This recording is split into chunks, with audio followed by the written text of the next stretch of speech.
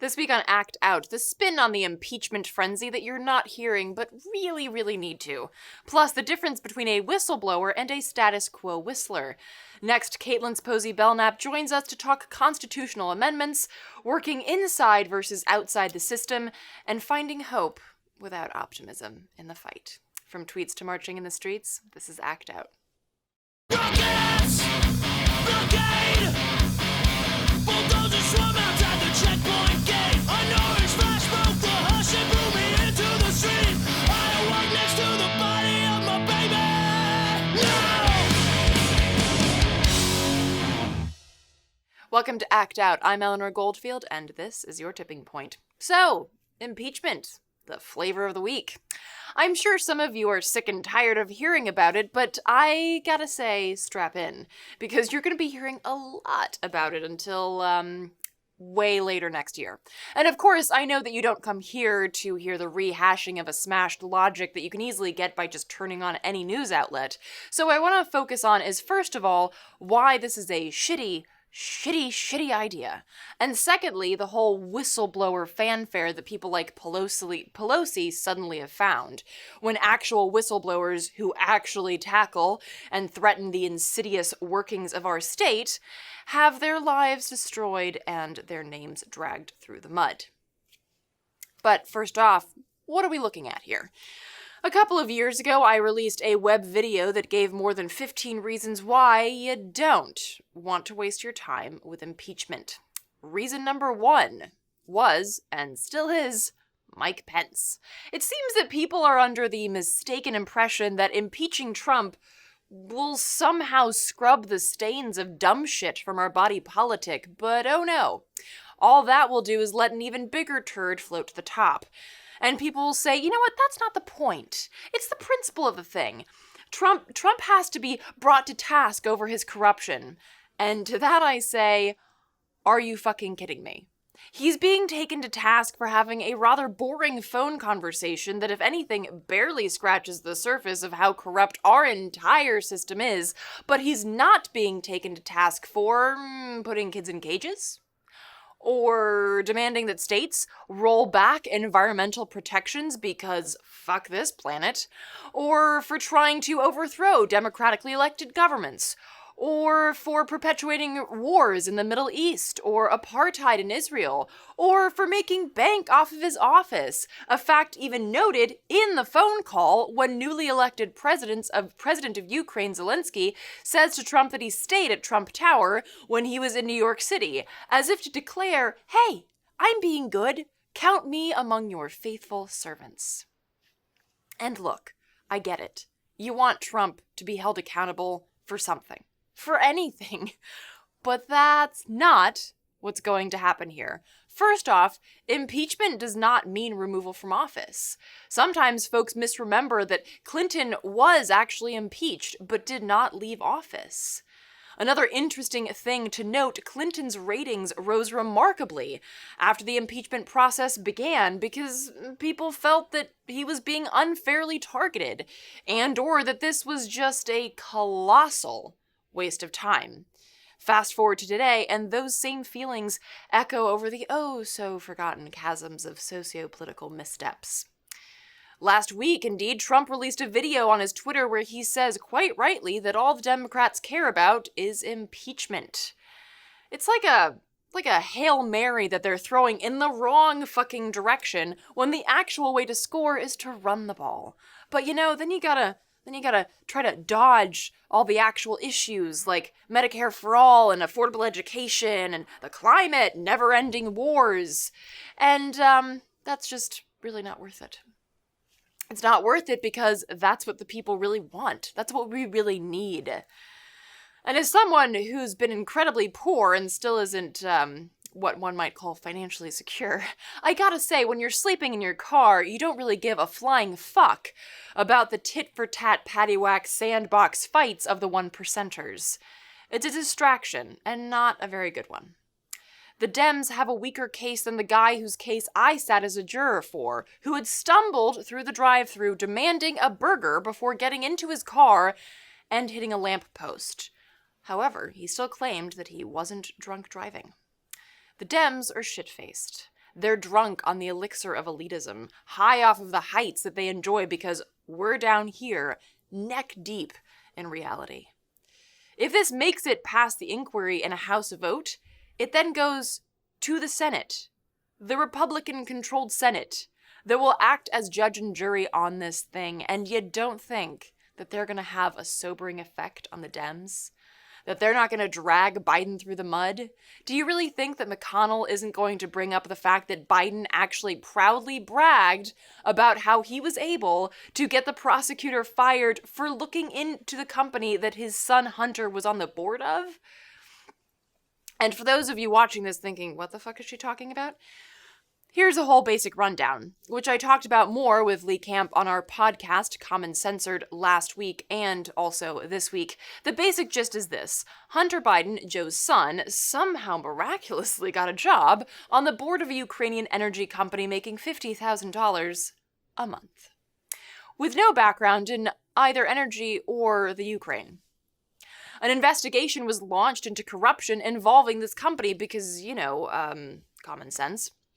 But Biden, not one to let his little boy be caught in the crosshairs of a totally legitimate investigation, threatened to withhold a $1 billion IMF loan after Obama and his administration had openly backed a Nazi coup in the Ukraine. And don't just take my word for it, Obama admitted that shit back in 2015. In his interview with CNN, Obama admitted that the United States had brokered a deal to transition power in Ukraine. And this fascist government would play nice. Biden, friends, would definitely make sure of it. 2 years after Biden leaves office and he's running for president, he would take the time to brag about that too. With cameras rolling, Biden told a Council on Foreign Relations event, "I said, I'm leaving in 6 hours. If the prosecutor is not fired, you're not getting the money." Well, son of a bitch, he got fired. Which is obviously the kind of shit that you brag about to the Council on Foreign Relations. Because America.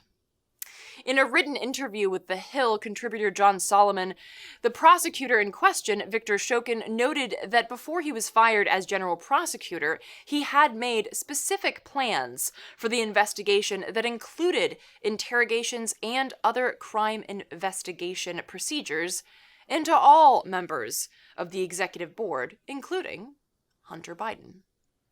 Fast forward to July 25th of this year, and Trump is on the phone with new president of the Ukraine, Zelensky, urging him to get on that case again, even offering up Rudy Giuliani, his personal attorney, to help with the probe into Hunter Biden. And that's basically what everyone is losing their goddamn heads over. Not so much the Biden thing, but the Trump thing, the cover-up, the whistleblower, yada yada yada. As if toppling the Ukrainian government, installing your son, and then ensuring he's never investigated is less corrupt than urging a guy to look into it and then, covering it up. Now, I'm not saying that Trump didn't do anything wrong. I'm saying that you don't have a fucking case. You don't have a leg to stand on. And for some reason, the Dems don't see it. They don't see that if this gets as far as the Senate, Republicans will have a field day. Right around election time 2020, the perfect time to make Democrats once again look like a grab bag of dumb shits and hand Trump the White House again on a gilded platter, just the way he likes it. And even if in some topsy-turvy world they do vote to remove Trump, you really want to get all excited for President Pence? A guy just as, actually more twisted, but also with more knowledge of the political system? Great trade.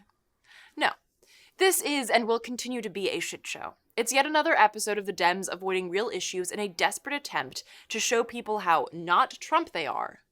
It's a despicable display of the grotesque power structures that we have with other countries, where presidents grovel and profess their loyalty to the red, white, and blue via hotel stays and the restructuring of their judiciary. It's a sad reminder that the Dems don't care about you or me. They want the status quo.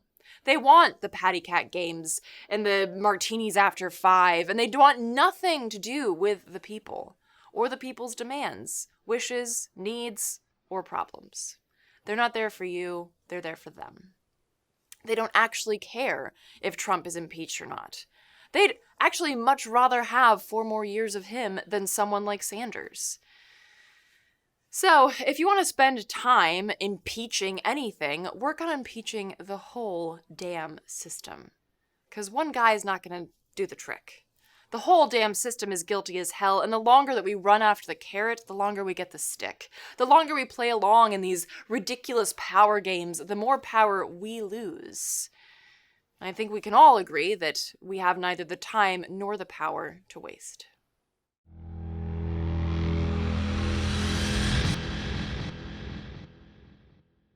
So another thing I want to point out before we move on is the bullshittery at play in Nancy Pelosi's impeachment announcement. During her speech, aside from some really gross pandering to old dead white guys from 200 years ago, she kept talking about this whistleblower. The person who told the world that Trump had had this nefarious phone call with the Ukrainian president. She says the word whistleblower 11 times. And if you didn't know her, or her history, you'd think that she's the biggest fan of whistleblowers. She said, quote, "I was there on the Intelligence Committee even earlier in the 90s when we wrote the whistleblower laws and continue to write them, to improve them, to ensure the security of our intelligence and the safety of our whistleblowers." The truth is that she fucking hates whistleblowers. Unless they're useful for her political career, then she loves them. Ironically, however, seeing as what a shit show this whole impeachment process is and will continue to become, she isn't really doing herself any favors, but at least she can hold this whistleblower up as an example of how much she loves whistleblowers and how much she hates Trump. But outside of her newfound affinity for whistleblowers, which this guy isn't even, Pelosi has, for instance, always been painfully quiet with regards to brave whistleblower Chelsea Manning. She's certainly no fan of Julian Assange. She, along with 5 other leading Dems, issued a letter to Pompeo in late 2018 urging him to, quote, resolve the situation with Assange. Back in 2013, she didn't seem too concerned with protecting whistleblowers when she publicly stated that whistleblower Edward Snowden should be prosecuted. Meanwhile, I wonder how she feels about, the nearly 100,000 Pentagon whistleblowers who have been silenced. Where's their right to be heard? Or how about Daniel Hale, a former U.S. Air Force language analyst who in 2015 blew the whistle via what's now known as the Drone Papers, detailing the inner workings of the U.S. military's assassination program in Afghanistan, Yemen, and Somalia. Hale is now being blocked by the U.S. government from presenting any evidence that he had actual good motives when releasing this information to the public. Something not so different from what happened to whistleblower Chelsea Manning. And it's also reminiscent of what happened to CIA whistleblower John Kiriakou when he was blocked from presenting any evidence in his defense during his clown car trial. Edward Snowden captured this hypocrisy well when on September 26th he tweeted in response to an Onion headline, "On a scale of ha-ha to LOL, how likely would you say it is that politicians' sudden interest in whistleblowing will lead to the reform of the Espionage Act, which the government has routinely used to jail the sources behind some of the most important stories in U.S. history?" Well, I'd have to go LOL on that one. Because of course they won't. And the reason is quite simple. This so-called whistleblower, who is very likely a higher-level CIA operative, blew the whistle on a phone call that Trump made. He did not blow the whistle on the inner workings of the CIA. He didn't even blow the whistle on any of the inner workings of the White House, subjecting Trump to the kind of scrutiny that you would expect to get from a hungover doctor giving you a routine checkup at a free clinic. That's why this whistleblower, the status quo whistler, let's say, that's why he gets the red carpet treatment. Because this leak reveals nothing. It changes nothing. It's a tit for tat, again, between the 1%ers. And that's exactly how both the Dems and the Republicans like it. You low-life scum. Finally today, I want to share a portion of my interview with Kaitlin Sopoci-Belknap, National Director of Move to Amend. A while back, I sat down with Kaitlin to discuss amending the Constitution, working inside versus outside the system, and finding hope without optimism in the fight. Take a look. Okay, so first of all, let's start with your work with Move to Amend. I know that we've mentioned it on the show before, but I want to bring folks up to speed. Where are we at right now? Well, thanks for having me on again. Move to Amend is a national campaign to amend the Constitution to end corporate personhood and to get money out of politics. And we formed with the Citizens United decision. However, have been working on this since well before that because Citizens United is not actually where corporations first got their constitutional rights from the Supreme Court. That goes way back. So our amendment is in Congress, in the House. It's House Joint Resolution 48, or the We the People Amendment. And I think it's around 60 co-sponsors. There are several that are coming on next week. So when this airs, I'm not quite sure where it will be. And we are working on getting it introduced in the Senate too. But a lot of the work that we do is actually not so much like the lobbying of Congress. We do some of that. That's why I'm here in DC this summer. But mostly we do movement building and education work on all the ways that corporations having rights undermines democracy and basically makes it impossible to hold corporations accountable. And that affects many different arenas. So I want to ask you, because this is oftentimes one of the things that I know that a lot of people have issues with, is the idea that you're basically at this point asking Congress to vote against its own interests because Congress is essentially owned, just like our government is owned by big corporations and corporate powers. So how does that, how do you facilitate that? Well, this is a good question. And I think that, ultimately we may need to threaten to go around Congress through a constitutional convention or engage in civil disobedience to put the pressure on. But the reality is that I think that at the end of the day, we still have the ability to decide whether they're there or not. There's a lot of powers and money keeping the folks who are in Congress there and making it hard for us to elect different people. But at the end of the day, the consent of the governed thing, I think, is an important element that we have, and we're not currently exercising it to our full ability. And so that's part of the power that we're trying to build, of a movement that is not just about amending the Constitution, but is about trying to claim the authority to govern ourselves, which we have never actually really had in this country, because initially there was a small number of people who defined themselves as the only human beings. And then as movements were built to drive others who were left out into the Constitution, corporations were able to kind of through the back door also get defined as people. And that is sort of where we are now. And so it's kind of the, American promise that was never fully realized, and the human rights struggle that this country has always been about. And so that's kind of how we see it.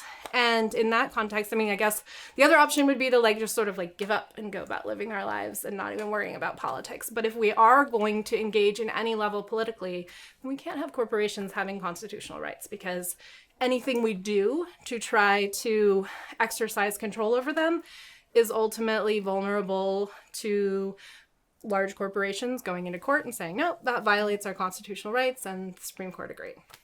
So I want to, because you mentioned engaging politically, there's a lot of sort of push and pull, particularly on the left, in terms of the argument of working with inside the system, like a constitutional amendment or something like that, or just saying, you know what, this is so corrupt, scrap the whole fucking thing. I'm not engaging electorally. I'm just going to apply myself via direct action or, protests or something like that don't work within the confines of the system. Talk a little bit about that struggle from your perspective. Well, I think that's a legitimate struggle that we all have to kind of answer for ourselves personally. I have done both. For the most part, in terms of my job at Move to Amend, I'm sort of more kind of in the system, although Move to Amend is pretty scrappy and also pretty, not... it's not like when we show up at, a Congress member's office, they're like, oh, hey, welcome. So, so I think people need to decide, where it fits for them and where they feel most powerful.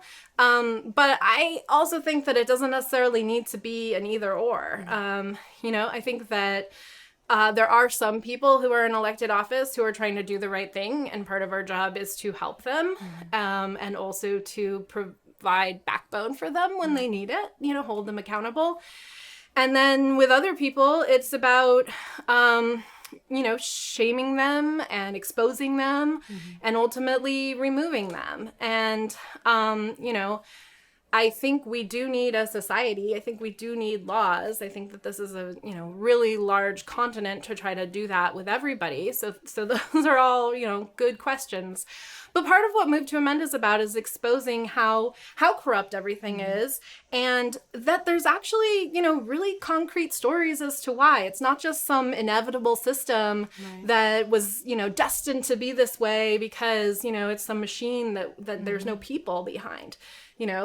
Corporations having constitutional rights was Supreme Court justices who were railroad lawyers, acting corruptly. And that's true in, Congress right now. It's particular people. And so I think it's our job to figure out how to push on these people and or make them irrelevant, and it kind of depends on your community. It depends on your issue. And it also depends on the moment, what's most strategic. But we absolutely have to recognize that civil disobedience is a core ingredient to any movement. You cannot ultimately exert and claim power without it. There is no movement in the history of the United States and probably the world that hasn't used that tactic at the right point to ultimately be successful. So we all need to figure out how to at least support it, even if we're not the ones who are actually engaging in it ourselves.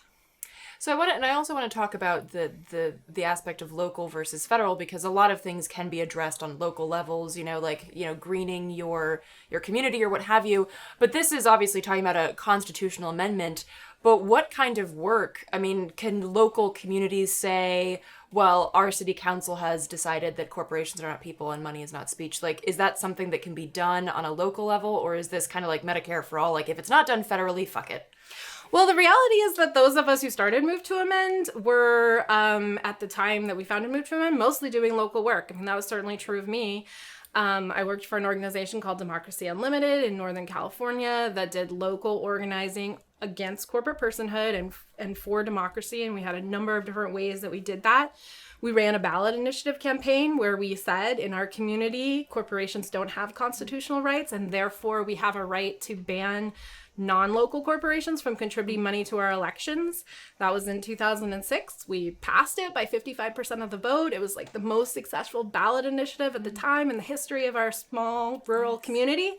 And it was the law for a couple of years. But then a large legal entity that represented corporate interests worked with some companies in our community that were not local and sued us. And ultimately, we actually they didn't even end up having to rule against us because our local government just didn't have the resources to defend our community. And so they had to settle and agree not to enforce the law.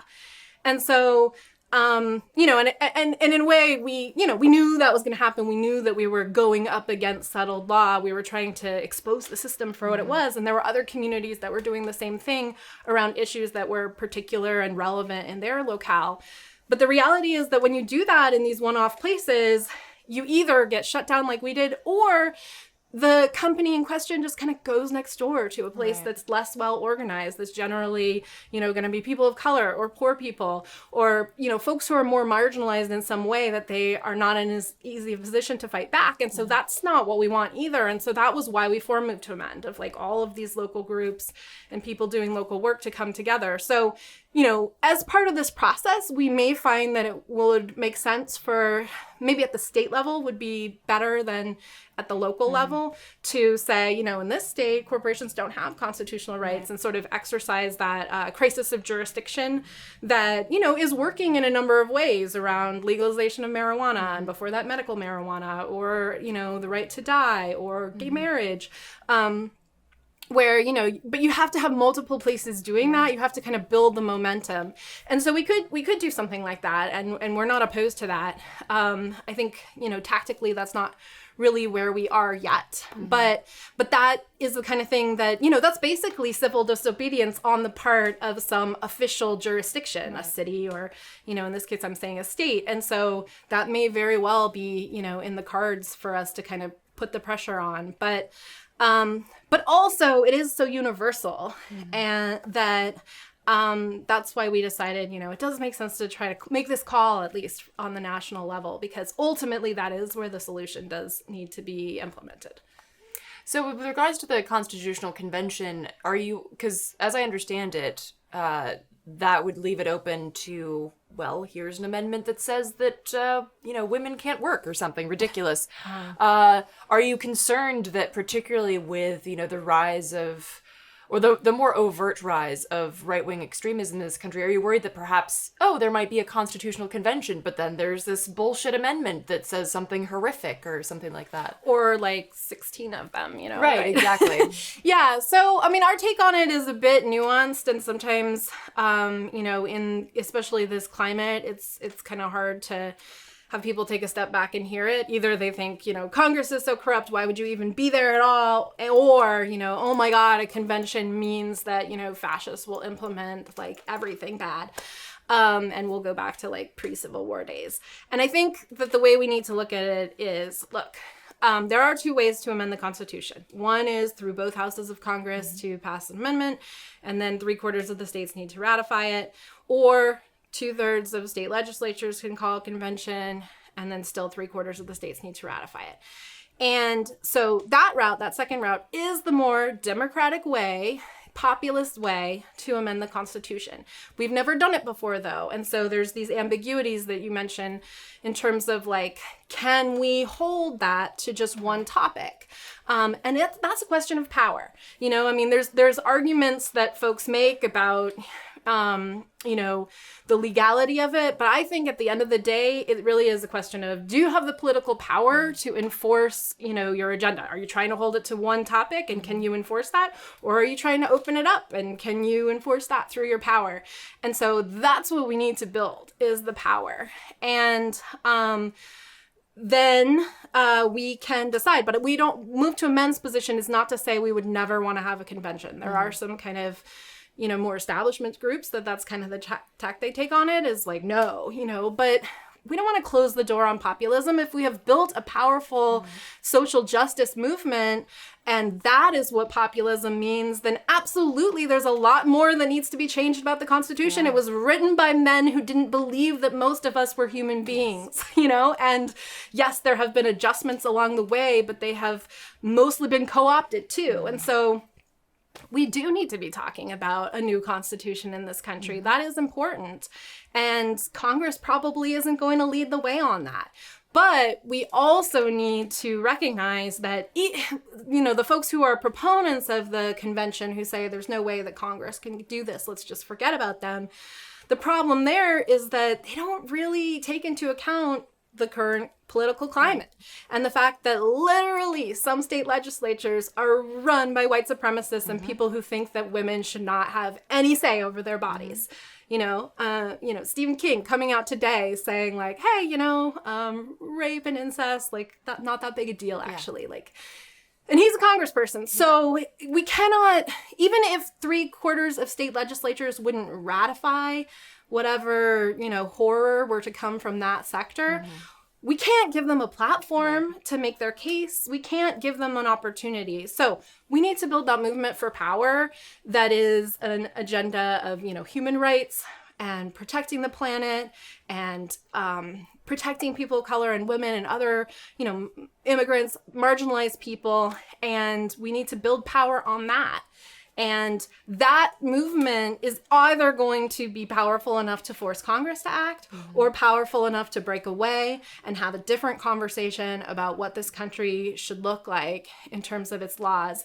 And so that's kind of where we see it and what we focus on. And the question of like the mechanics of, at the end of the day, how this amendment will be implemented or any other change to the Constitution is almost like too early to tell. We actually just need to build that power and that vision and clarity. And but certainly we would never want to say, you know, oh, we should never have a constitutional convention again, because I'm not okay with sticking with what we've got. You know, like there's no way we can tweak it enough to make it really what we all deserve. Yeah. And I mean, that's an interesting way of spinning it, because people will talk about the horror show that would happen with a constitutional convention, but it could also be fucking awesome and necessary and radical. But that's, as you say, like that's on us to facilitate that. Right. And I think that one of the first steps to that is recognizing how far away from that we really are, and how most of the work that we do isn't really about building much power at all. That's not really the question that, you know, progressives say, or you could even expand that probably to like the left, really spend a lot of time thinking about, are we acting as powerfully as we possibly can? But, you know, one of the things that Move to Amend, in addition to being about the We the People Amendment, is about pushing our movements to think about, you know, well, if we were to say really win, you know, if we were to win on racism, if we were to win on, or homelessness, you know, I mean, you could be big and small here in terms of like the levels, you know, what would that mean? And it would mean that we would have certain rights that the government would ensure and protect, and that it wouldn't be a constant struggle over and over and over again to, you know, beg for these little pieces. And so that's part of what we do need to be thinking about, no matter what kind of area we're trying to work on this giant monster, is, you know, well, but if we were to actually, you know, like ultimately put it to bed, then, you know, what would that mean the protections were that we had? You know, what would that mean that we had, you know, environmental justice? Maybe that would mean that nature itself would actually have rights, and we would have a whole legal framework for that. And so, you know, while yes, we have these immediate fires and, you know, people's lives, or, you know, incredible harms that we're up against that have to be fought, we also have to be thinking about the vision and imagining that we actually can win. Because if we never think that we can win, then of course we never are going to. Yeah, and it also speaks to that idea, like, that so often we're back on our heels, you know, we're just reacting to the shitstorms that are very real, obviously. Right. But that we're not thinking proactively, like, well, how do we get ahead of the next shitstorm so as to possibly keep it from destroying people's lives or the planet or what have you? Right. And there's no question that, you know, the other side is, you know, is banking on that strategy of like just hurling it at us. And, you know, so it's not like I'm blaming anybody for not having the extra bandwidth, because, you know, oftentimes we don't either. But still, you know, they count on that. They count on that. And so knowing that that is working in their favor is another reason why it's like, well, we have to do this differently. We have to really, you know, put some time, some energy, some of our strategic thinking. I think we can do this. We also have to, I really think it's really important that we have to act like we can win. We have to believe that we can. Even, you know, even if there's lots of reasons to look at the reality and say, you know, I cannot see how you could possibly make the case that we're going to come out of this okay. I mean, like, I get that. But it doesn't serve us to kind of operate and come up with strategies from that mindset, you know. Then it's always going to be defensive. It's always going to be small. It's always going to be meek. Well, I want to talk to you more about that because some of the things that you've done, as you mentioned, are outside of the scope specifically of Move to Amend, like Extinction Rebellion and things like that. And a lot of this, like some of the things that I say on the show is oftentimes like, I have hope with no optimism. Like, I do not think that everything's going to be okay. I hope it will, and that's what I fight for. But there's this understanding that, like, no matter what happens, I am going to do what I do today because I have hope. Talk a little bit, because with the work that you've done, both in terms of working inside the system with regards to Move to Amend, but also, like, you know, more civil disobedience type stuff, like, how does that play in your mind, this idea of hope versus optimism, or maybe some blend of the two. Yeah, well, I mean, I think that's part of what I really appreciate about your show and your analysis, Eleanor, because I think that, because I relate to that, this idea of like, well, no matter what, we still have to do all the things we need to do, even if at the end of the day, it's just a matter of like dying on our feet instead of on our knees, right? Yeah, exactly. I mean, but to me, that's important, actually. There's honor in that, and it's not just about, like me and feeling like I'm doing it for myself. It's about, all the people who struggled before us who did it because they thought that there was going to be a future. And so we have to try to make there be a future. And that's part of what helps me keep going. I am definitely not a, civil disobedience veteran. I have done some like jail support in the past, but the situation that ended up happening here was kind of just like as a pinch hitter, the awesome folks at Extinction Rebellion were organizing an action to shut down Congress. Mutual friend of ours, we were actually just trying to like get together, and he was like, oh, I can't until, after this action. And I was like, oh, well, is there anything I can do to help? And he was like, well, we might need another person to get arrested. And I was like, okay, yeah, maybe. But I didn't know what they were going to do. And so then, he was like, well, come to this meeting. So I went to the meeting, and then they were like, yes, we need one more person. Somebody had to back out, and this is tomorrow, and so I was like, okay, expecting like a few more people to raise their hands, and nobody else did. So I was like, all right, I guess I'm doing this. And then they're like, do you know what we're doing? And I was like, no, what? But I do keep hearing about solvent. And they were like, we're going to super glue our hands. You don't know the context. Right, exactly. It makes, but honestly, it all fell into place in a way that really made sense for me, in that like in this moment of, this summer being sort of the, clear, there's nowhere you can look, whether it's, outside when it's sweltering hot, or in the news where the Arctic is on fucking fire and there is no fucking ice anywhere because it all melted. I mean, it'll come back some, but like, that's insane, right? And so, in that context, and thinking about all of the animals that are going extinct, and having, 2 young nephews who talk about climate change themselves because my sister's awesome and my brother-in-law's awesome, and, don't want their children to be sheltered from reality, who are basically asking us, will you please do something about this? Yes, my 7-year-old nephew, so in that context, it's like, of course, I don't care that, okay, we're going to be super glued. Okay, our hands might get ripped off by the police. Well, fuck, like, who cares? That's a small price to pay compared to what's coming, and to what a bunch of people are already paying around the world. And so, I think that I would like to find more opportunities to do that. I think that the climate crisis is where that most makes sense. Although, like I said, civil disobedience needs to be a tactic employed by every single movement if we want to win. But, a lot of it also has to do with being able to people who are not participating in the action come across as a sympathetic character, as somebody that people can kind of relate to, instead of just a crazy person that doesn't make any sense. That's critical for civil disobedience to be effective. And so that's why I think climate change is so strategic and important, and just makes sense, because I think, people are overwhelmed with the powerless feeling, and have been told, as long as they have been aware of the situation, that the solution is stupid shit like change your light bulb into, and or buy a electric car, when who has the resources to necessarily do that? And newsflash, actually, that's not even there are no consumer choices that we can make that will get us out of this situation at this point, because that's not what got us into it alone.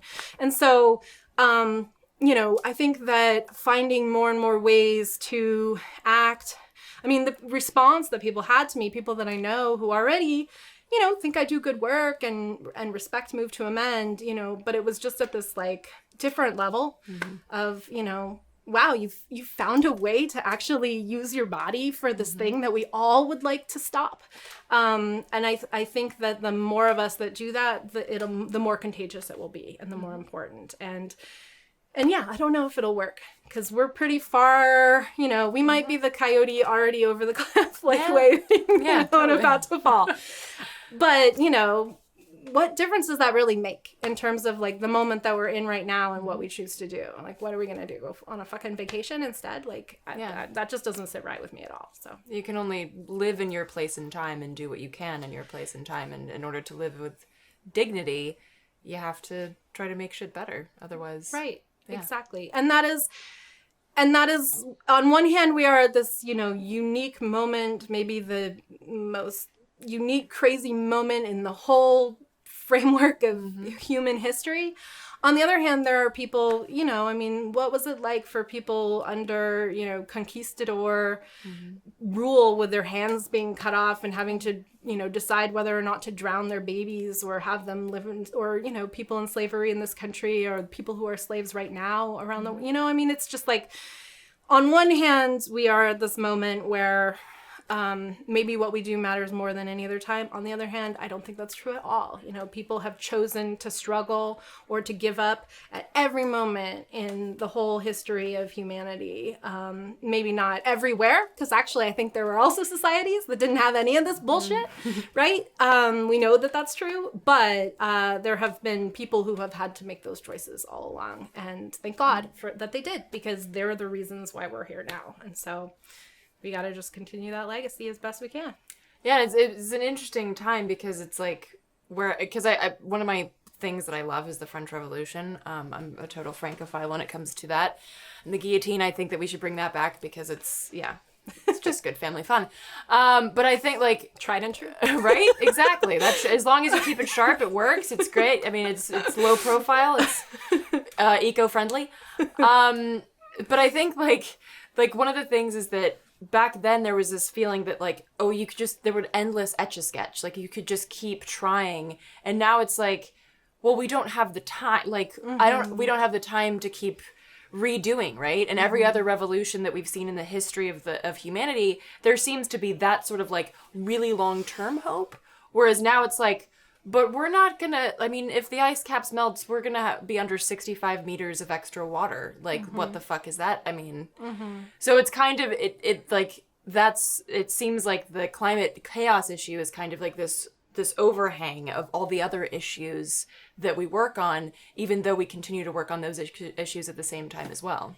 Right. Yep. That's true. That's true. I mean, but there will be some people who sort of make it through the chaos. Sure. And also, you know what? I think that we shouldn't underestimate going out with some justice.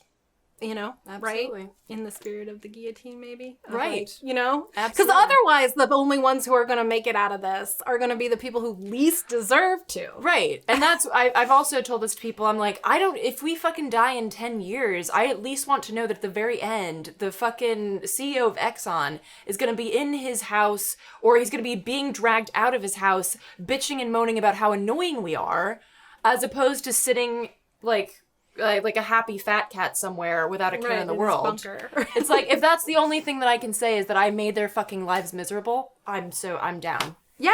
I mean, I think that they're, you know, I mean, I think that becomes a sort of like, you know, existential faith, like serious question, you know, in terms of like what matters as a person. But to me, you know, I think that if there's anybody ever looking back, I want them to know we tried, you know, and just in the grand universe of whatever, justice, I think, is a really important force. And, you know, not just, you know, I think the French Revolution went a little bit, like, they got a little crazy.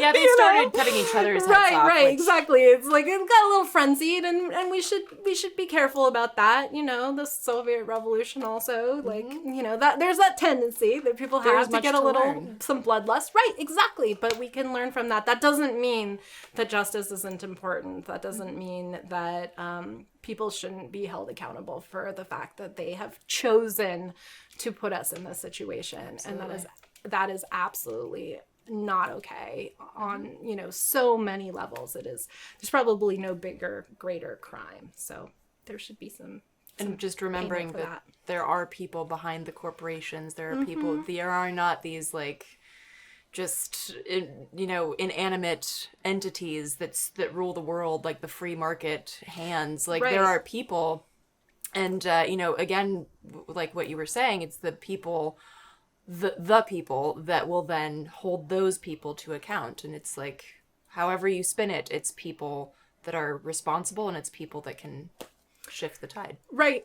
And and the other thing too is, if nothing else, I think we also have a responsibility, not just to the human beings who are suffering, but all of the other species, including plants as well, that, can't fight on their own behalf against us because of, how much power we have. And so, I do think that we have sort of a machine-like ideology that is part of what we need to turn away from. So there isn't just, bad people and good people. Right. There is a level where you can get rid of one person and, a Koch brother, and it'll still just carry on, right? Yeah. And so it's not just about, those particular people, but there's a reason why they get together at Bohemian Grove or, the Epstein Island to plot against us, because it actually takes, a good amount of energy on their part, a good amount of resources to keep things going like this. And so that's the other thing too, is, I don't think we fully even realize how much, yes, they've got all this wealth, of an amount of wealth that is nobody needs, and there's no way to even fathom it, but they do need a lot of it to actually keep this all going. And if we were to remove them and stop them, I think that we would be surprised at, how many things actually don't need to be, would just stop. Whether we have enough time, given ice, that's a thing. Yes. Right? Yes. We should not have dicked around for so long. Exactly. Agreed. But if anything was going to be that, catalyst, that is a good thing to be that catalyst. Right, exactly. I look at it as, you could think, God damn it, why do I have to be alive right now that we got to deal with this, and potentially what's going to be ahead and how that's going to feel for all of us, and it's, I think, going to potentially get really, really bad. Even if just Trump is president again, I won't even say elected, because who the fuck knows, nobody seems like they actually ever get elected. They're just there. Oh, yeah, right. But, so that's really soon where it could start to get really bad. But it on the other hand, we are, every single one of us are very significant right here. And we have a lot of power to decide how we're going to use all of that, our brains, our, financial resources, and our time, whatever time we have left, to be at this, really pivotal moment. We have, really important choices that we can make. That's powerful. That's a power that we can recognize. It's an incredible opportunity that we have. And if we and again, with pretty much everything, Daniel Kovalik was on the show talking about imperialism with regards to Venezuela, and he said it's an incredible opportunity that we have to basically decide the fate of these countries that we are engaging in war with, whether that be economic warfare or actual warfare.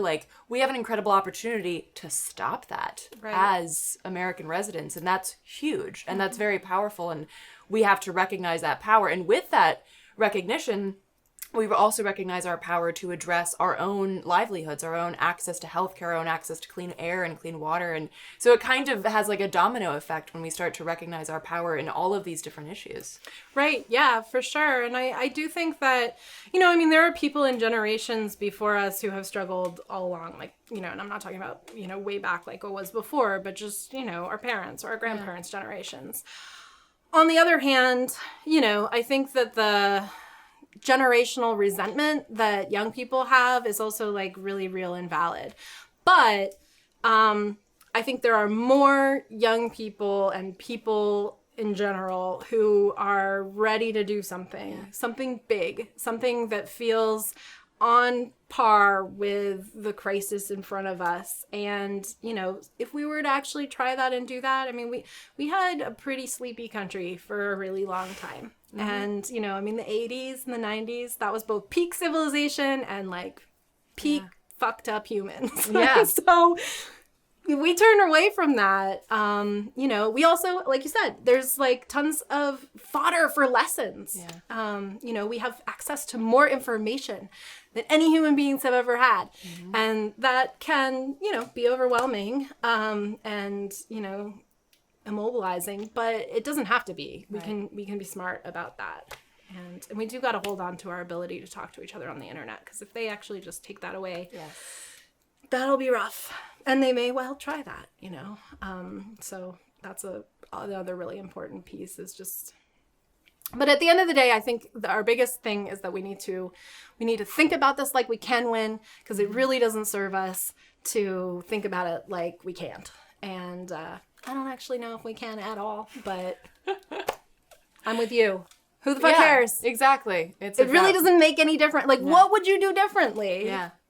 Like, we're only in this if we can win. That is so selfish and weird to me. Yeah, and very very individualistic and very capitalist actually. Like, you're only going to do something if you know that you can win. If like, you can be successful. Yeah.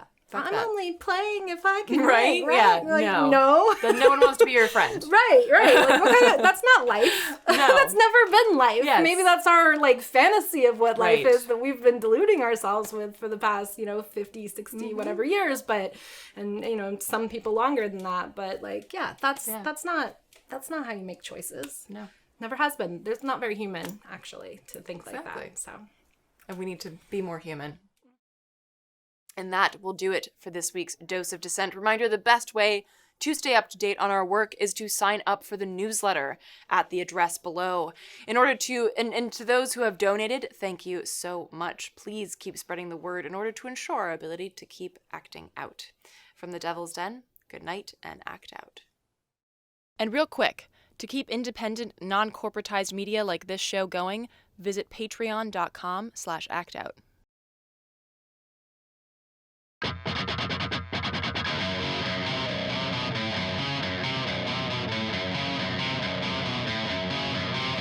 can hear the boots are stomping. Come on, boys, let's get some rocks to throw. I can't stand to hear my father cry anymore. Time we left one of you motherfuckers dead in the road. We've been begging up inch by inch. We got nowhere else to go. It's been too many years.